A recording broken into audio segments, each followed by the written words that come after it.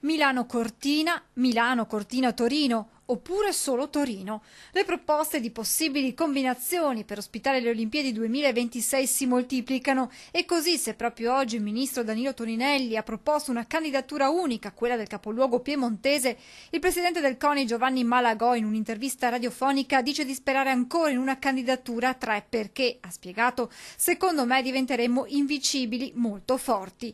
Il numero uno del CONI ha poi ribadito che se il capoluogo piemontese dovesse restare sulla sua posizione di tirarsi indietro dal cartello composto anche da Milano e Cortina, prima di rinunciare del tutto, chiaro che c'è un'ipotesi comunque robusta, seria, autorevole.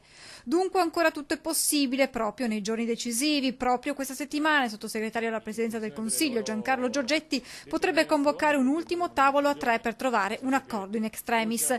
Intanto anche il mondo paralimpico guarda con profondo interesse alla decisione finale. Da uomo di sport e da italiano mi dispiace sempre vedere magari che si perdono le occasioni per portare avanti grandi progetti. Poi che vada fatto con rigore, con estremo rigore, senza sprechi, questo è un must che ci dobbiamo portare sempre appresso con noi.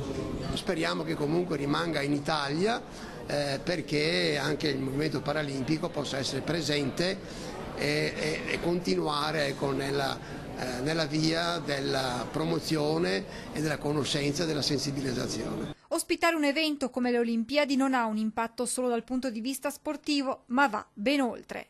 Candidare un paese a un grande evento, soprattutto quello olimpico, ma con esso quello paralimpico, significa avere la possibilità di innescare meccanismi virtuosi per cambiare non soltanto le realtà dei luoghi dove eventualmente queste grandi manifestazioni si svolgono, ma anche la cultura di un paese.